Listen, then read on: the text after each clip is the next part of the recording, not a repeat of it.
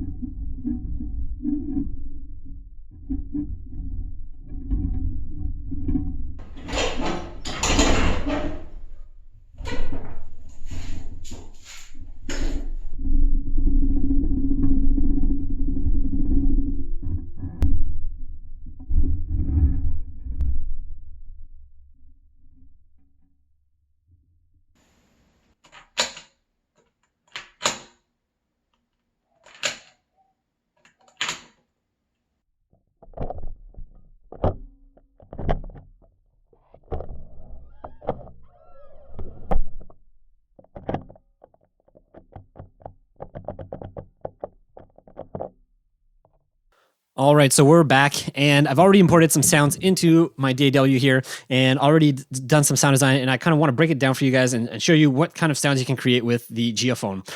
So one of the first things that I actually wanted to know when I was purchasing this microphone, and one of the things I was really hoping for, is that it could layer well with the original like sound recording. So what I mean is, let's say you had a microphone that you were recording something with, and then could you just layer the Geofon with it to add more impact and more bass? And the answer is yes, you can. So let me show you one example of that. And one of them is this timer here that I recorded. So here's the original one that I recorded with. This is the microphone is the UZ Pro. So this is what it sounds like on its own.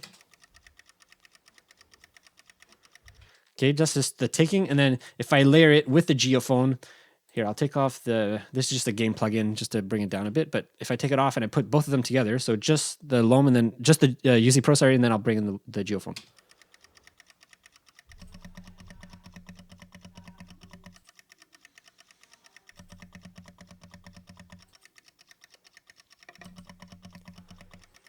So yeah, you will need some decent headphones just to hear that lower sound. But like to my ears, that sounds great. It just sounds like a different, a different clock altogether, a different ticking altogether. So you can definitely layer it together and it just sounds great. So I'm going to do the same thing here when it rings. So if I have it here, now here I'm just going to put in this gain, bring it down because it's a little loud. So here we go. So this is by itself.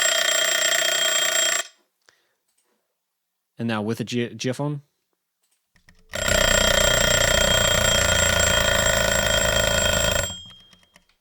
So it just layers really, really well with like another, if you want to layer with another microphone, it just sounds really great. Adds a lot of bass and heaviness to it. So that's the first thing I want to show you guys, because that was really important to me. All right, let's move down here, and so I'll show you guys down here first. So one of the things that's really great about the Geofon is that it's super easy to create these really awesome ambiences with it. So here's one example of it. This is my garage when I was opening and closing the garage door, and then I was easily able to just import it in here, add some, so I added 4 numbers of grains here and duration up to 1,000, and I just added some randomization, spread, and offset, and this is the sound I got. So I'm just gonna take off the plugins here.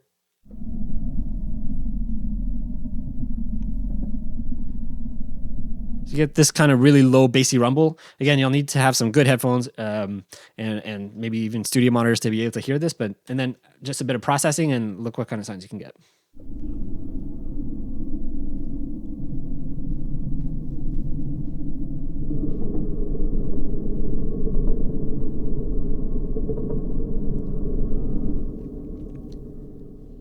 You can get these nice sci-fi, like this sci-fi, I guess, kind of ambient sound. So the way I created this was pretty simple.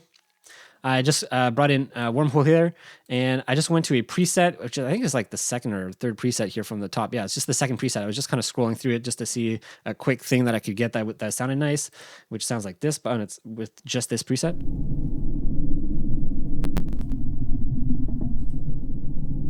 And then black hole, this is just a reverb, and again, this is just the initial patch. Like nothing's been done here. So.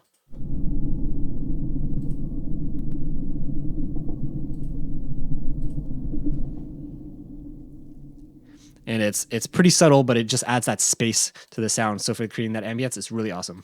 So that's the kind of sound you can get really easily with the Geofon. Again, here I did another one. Let's see if I can just open this one up. And this one was this recording here.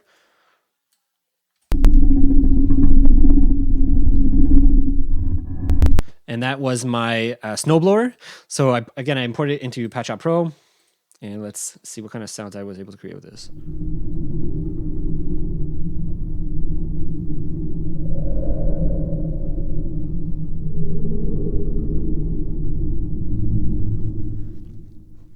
So this is probably one of the things it just excels at really well, is just creating these dark ambiences. So again, for this one, I just used here Portal. I just clicked a preset here called Particle Patterns, brought it down to about 50%. Replica, this just adds some tail to the sound. Again, if you see, look at the mix, it's pretty low. So it's very subtle. It's just to add tail to the sound. And then again, ROM for the reverb, again, adding tail and space to the ambience to make it sound like it's in a lively or large area. So I would say this is probably one of the things that just thrives really well at doing. So the Geofon is just really great if you want to just stick it into something and do ambiences. Really great for that. Another thing it's really good at is impacts. So if I show, let's show this one here. So this is the original recording here. This was just my desk. And then if I do it with this here.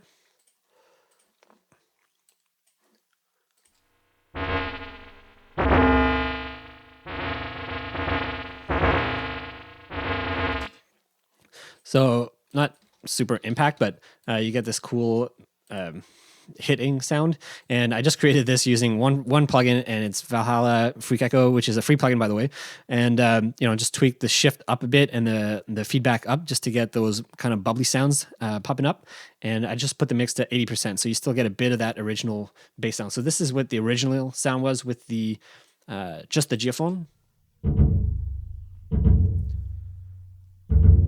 So some really awesome bass sounds, and then with this on.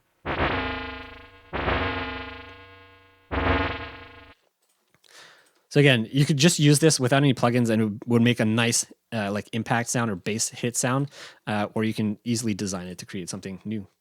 So another one I have here is this one. This one was also cool. So this is the sound I created.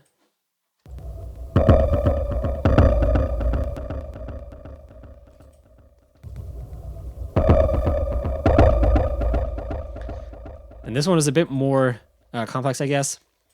Added Trash 2, just a preset here. So under Distort, I just used the amp drainer. just to add some distortion. And then here, I think this is just me designing some stuff. So if I take this out, I think this is where the core of the sound comes from. So that's from that. And when I turn it on, again, I did two, it's all parallel processing. So one version is like pitch shift down, one version is with the frequency shifter, so it sounds a bit higher. And then the other version is with a ring modulator, which I think this is the one that adds the higher pitch to the sound. Sounds really cool.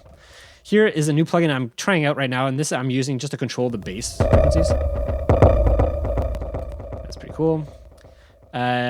Here I'm adding a transient shaper just to add some attack to the sound. I added another distortion to really kind of beef it up a bit more. And then here I just wanted to add some tail to the sound, so I'm adding some delays with these two plugins here. And that's how I'm getting this cool impact sound. Now, one of the things that was a little bit unexpected is this sound that I created, which is, I thought I could probably use this as a like monster layer. So what it is my garage door, and I just put it in here. And let me just play for you. So if I turn everything off, this is it. So I find it almost has that like growly sound to it. So I figured if I just design it a bit, I could probably use this as a layer or something for a creature sound or a creature growl or monster roar or something like that. So what I did is I just added OTT here. I brought the depth down to 35%. I was just playing with these knobs just until I got a sound that I thought was nice. And then I added some reverb, and these are really light. So if you look here, 6%. This is just to add some character to the sound, not really to add space. This one here is a bit more to add space. Exterior hall or exterior preset. And then this is where the sound comes from. So if I turn this off,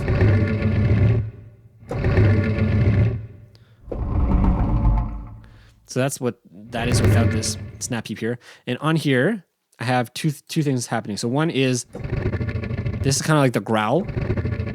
And what it's doing is I'm using the envelope of the sound to affect these parameters here. So it's turning the frequency up, and that's what's giving that vibration to the sound, the tremolo, I guess you could say. And then it's also adding some rectify, and I'm bringing them, actually the mix is not even moving at all. And then what I did is I just added this to add a bit more character or vocalization to the sound. So if I turn this off,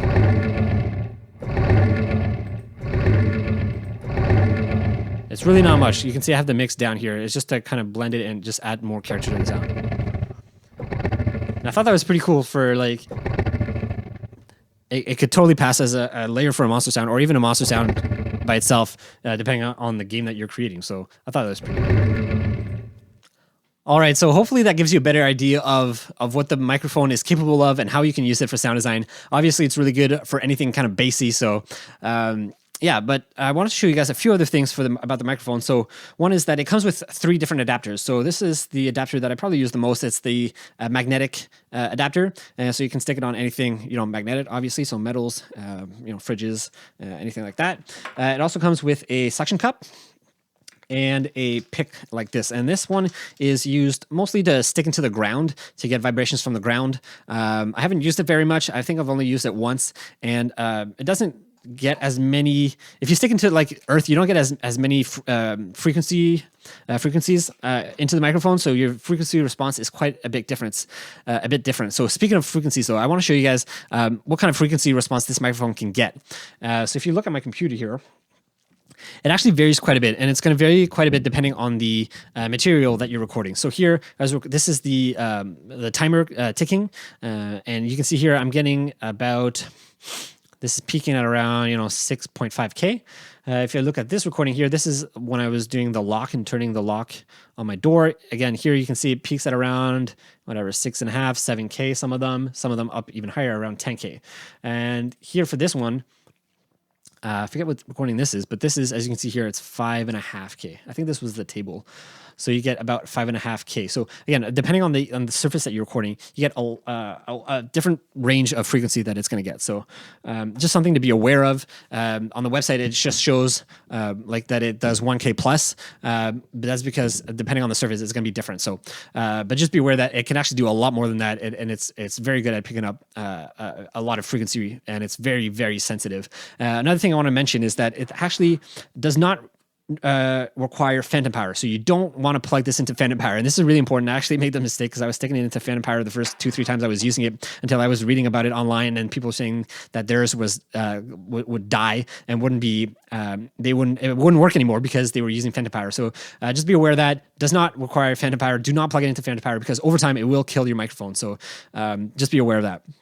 Another thing to talk about is the price. So what is the price of this thing? It comes at around 160 euros. So this is about $250 US, give or take at the time of recording this.